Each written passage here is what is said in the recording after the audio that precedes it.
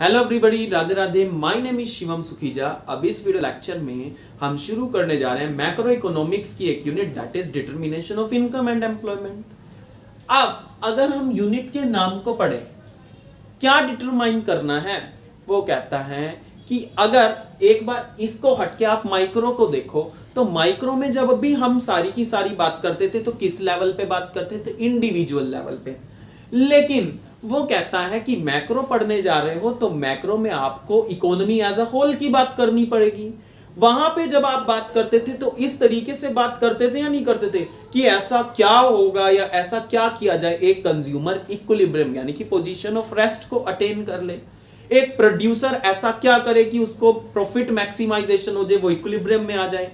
ऐसे ही मैक्रो में भी ये भी यूनिट उसी से ही संबंधित कुछ है कि ऐसा क्या करा जाए कि एक इकोनॉमी इक्विलिब्रियम में आ जाए। एक इकोनॉमी अगर इक्विलिब्रियम में आ जाती है तो इक्विलिब्रियम में आने के लिए उसको इनकम का, नेशनल इनकम का वो कौन सा लेवल चाहिए, और अगर वो नेशनल इनकम का लेवल अगर उसको मिल जाता है तो हम क्या कहेंगे कि there will be a full utilization of resources. क्या इस इनकम के लेवल के आते ही हमारा फुल यूटिलाइजेशन होगा रिसोर्सेज का?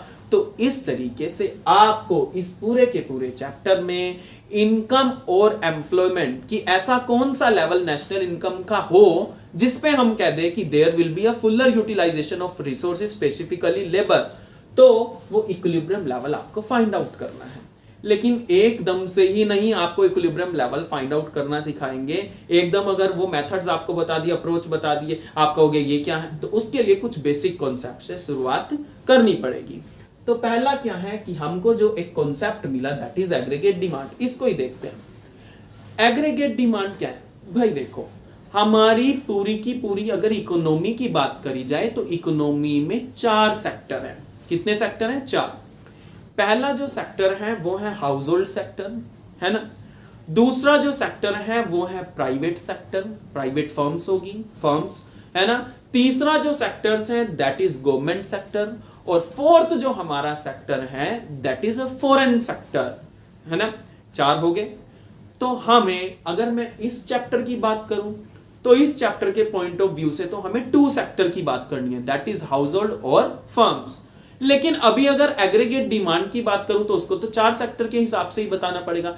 एक इकोनॉमी में जितने भी 4 सेक्टर हैं जो भी आपको बताए हैं, उन 4 के 4 सेक्टर्स के द्वारा जो भी प्लानिंग करी जा रही है, किस चीज की?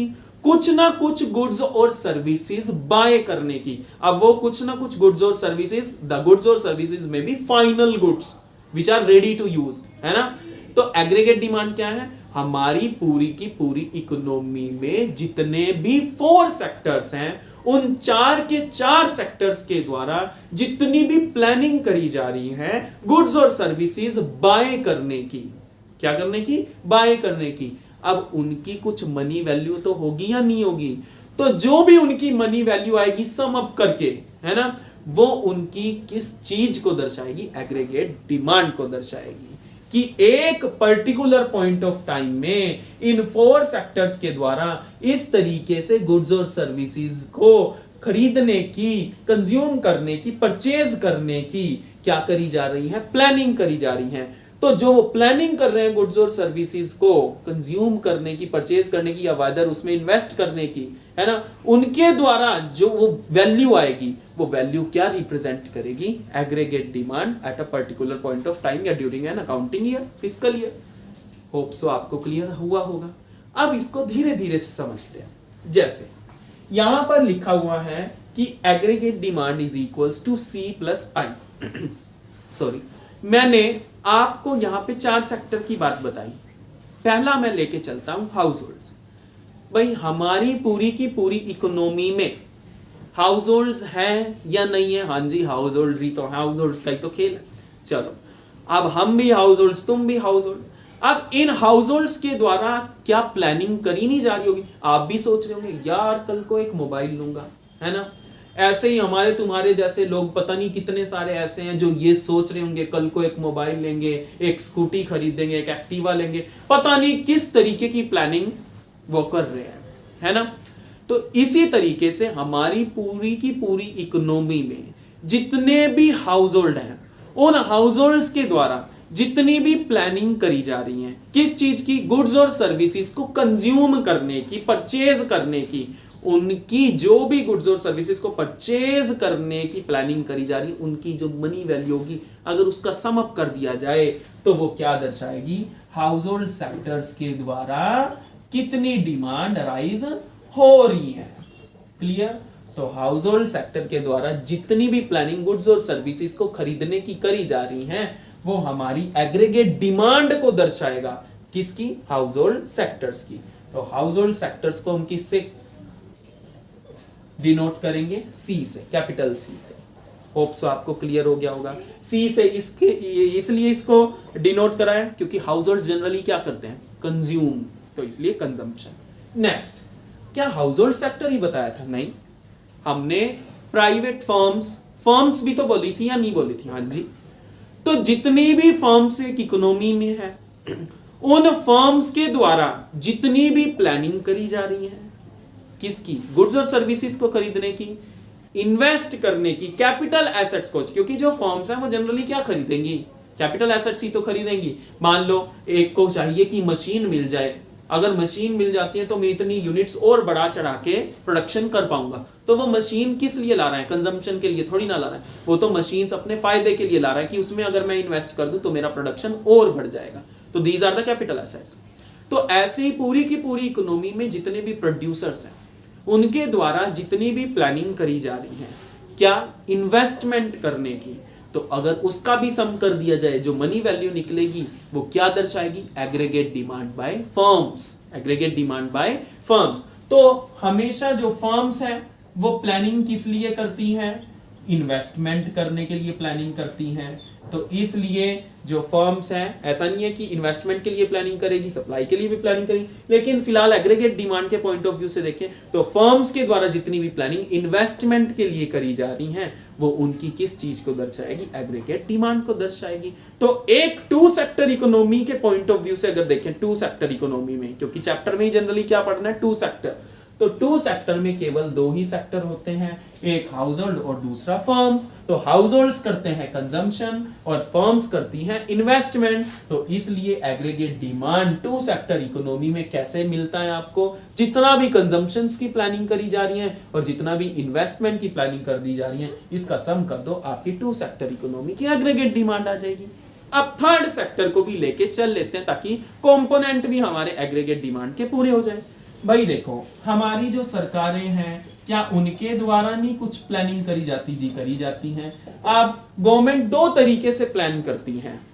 गवर्नमेंट कंजम्पशन के लिए प्लान करती हैं और गवर्नमेंट इन्वेस्टमेंट के लिए भी प्लान करती हैं। कंजम्पशन के लिए जैसे हेल्थ सेक्टर को डेवलप करना है, एजुकेशन सेक्टर को डेवलप करना है। इन्वेस्टमेंट के लिए जैसे डैम्स की कंस्ट्रक्शन करा दी, ये रोडवेज है ना, ये रेलवेज, ये सारे आपके क्या आ जाते हैं? ब्रिजेस, ये कंस्ट्रक्शन वर्क ये जो करती हैं, ये सरकार इन्वेस्टमेंट पर्पस के लिए करती है। तो सरकार के द्वारा भलाई के कार्य भी होते हैं, इन्वेस्टमेंट के कार्य भी होते हैं। टोल्स बनवा दिए, ये क्या? इन्वेस्टमेंट के पर्पस से प्लानिंग करी है। तो सरकार के द्वारा जो प्लानिंग करी जा रही है, किस चीज की?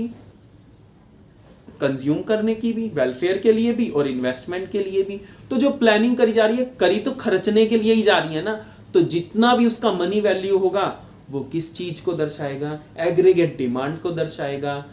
किस चीज की? कौन से सेक्टर की? गवर्नमेंट सेक्टर की।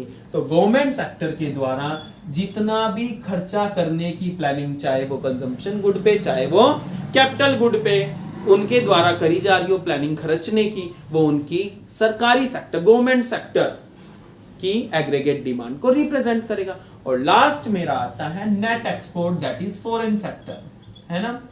तो फॉरेन सेक्टर में देखो जी भाई, यहाँ पे जनरली इसको हम नेट एक्सपोर्ट कहेंगे, x माइनस m, है ना। फॉरेन सेक्टर के द्वारा जितनी भी डिमांड अराइज हो रही है, क्या हम उनके गुड्स की डिमांड नहीं करते? उनके मतलब जो दूसरी कंट्रीज हैं, हम नहीं उनके गुड्स की डिमांड, तो हमारे द्वारा उनके जो रेस्ट ऑफ द वर्ल्ड है, उनके गुड्स और सर्विसेज की जो डिमांड करी जा रही है, प्लानिंग करी जा रही है कि हम अब्रॉड से ये लेंगे, हम ये लेंगे, है ना। ऐसे ही वो भी हमारे गुड्स की डिमांड करते होंगे या नहीं करते होंगे। तो फिर हम क्या करेंगे? एक्सपोर्ट करेंगे, वो क्या करेंगे? इंपोर्ट करेंगे। तो इसके अगर आप डिफरेंस ले लो एक्सपोर्ट और इंपोर्ट, इन दोनों का अगर आप डिफरेंस ले लो तो जो नेट डिमांड आएगी वो किस चीज को दर्शाएगी, फॉरेन सेक्टर की एग्रीगेट डिमांड को दर्शाएगी। तो अगर हम फोर सेक्टर इकोनॉमी की बात करें तो फोर सेक्टर इकोनॉमी में हमारा एग्रीगेट डिमांड कैसे बनता है, अगर आप consumption plus investment plus government sector plus foreign sector that is X minus M, अगर इन सब को मिला दो तो आप अपनी इकोनॉमी की एग्रीगेट डिमांड को निकाल सकते हो। तो aggregate demand four sector economy में क्या है, C plus I plus G plus X minus M that is exports minus import. तो एग्रीगेट डिमांड क्या है ये आपको पता चला होगा। Aggregate demand two sector economy में क्या है, C प्लस आई, क्योंकि टू सेक्टर इकोनॉमी में केवल दो ही सेक्टर की बात करेंगे, one is house hold another is firm. Four sector economy में गवर्नमेंट सेक्टर भी आ गए, फॉरेन सेक्टर भी आ गए। लेकिन अगर आपको पेपर में क्वेश्चन आए what is the components of aggregate demand, तो आपको फोर सेक्टर कंपोनेंट ही लिखने पड़ेंगे। कभी वहां सोचो कि भाई दो सेक्टर ही, अगर NE2 है फिर तो आपको पता ही है, लेकिन अगर कंपोनेंट आए तो फिर फोर ही लिखोगे। लेकिन अगर हम चैप्टर के पॉइंट ऑफ व्यू से देखें तो वहां पे दो सेक्टर की ही बात है, तो दो सेक्टर इकोनॉमी में हमको C प्लस आई ही ध्यान में रखना है। सो होप सो आपको एग्रीगेट डिमांड क्या है, determination of income and employment में पढ़ने क्या वाले हैं ये आपको पता चल गया होगा। सो नेक्स्ट वीडियो में मिलते हैं आपसे। So please share the video more and please subscribe the channel. Radhe Radhe.